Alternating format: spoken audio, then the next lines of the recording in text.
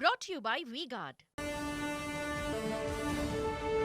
નમસ્કાર, super prime ટાઈમમાં આપનું સ્વાગત છે. હું છું અક્ષય. બુલેટિનની શરૂઆત કરીશું રાજ્યમાં બદલાયેલા વાતાવરણથી, એટલે કે તોફાની વરસાદથી.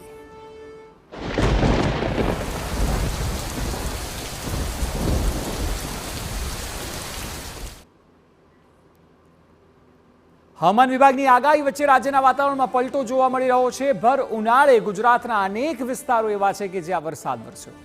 ભાવનગર, બોટાદ, અમરેલી, વલસાડ, સાબરકાંઠા, હિંમતનગર, બનાસકાંઠા, મહેસાણા, સુરેન્દ્રનગર, અરવલ્લી, ડાંગ આ સહિત જિલ્લાઓ અને સંઘ પ્રદેશ દાદરાનગર હવેલીમાં પણ વરસાદ પડ્યો. ગ્રામ્ય વિસ્તારોમાં ગાજવીજ સાથે વરસાદ શરૂ થતાં ખેડૂતો ચિંતિત થયા હતા. બીજી તરફ આકરી ગરમી વચ્ચે વરસાદ પડતા લોકોને ઠંડકનો અનુભવ થઈ રહ્યો છે. આપણે જણાવી દઈએ કે હવામાન વિભાગ દ્વારા વેસ્ટર્ન ડિસ્ટર્બન્સને કારણે ગુજરાતમાં 16 મે સુધી વરસાદ પડવાની આગાહી વ્યક્ત કરાઈ છે. ઉત્તર અરબ સાગરમાં upper air cyclonic circulation system સક્રિય થતાં વરસાદ વરસવાની શક્યતા કરવામાં આવી છે. આજથી 4 દિવસ દક્ષિણ ગુજરાત, ઉત્તર ગુજરાત, સૌરાષ્ટ્રમાં માવઠાની આગાહી કરાઈ છે. તો આ વર્ષે રાજ્યમાં 5 મહિનામાં આ ચોથી વાર કમોસમી વરસાદ પડ્યો છે.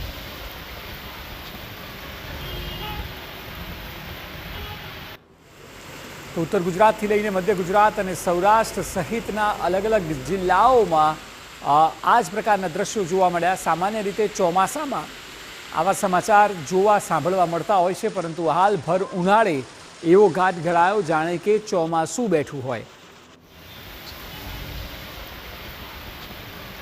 સાબરકાંઠા, અરવલ્લી, વલસાડ અને તાપી એ સિવાય પણ અમદાવાદ, ગાંધીનગર, અલગ અલગ શહેરો અને જિલ્લાઓમાં વરસાદ વરસ્યો હતો.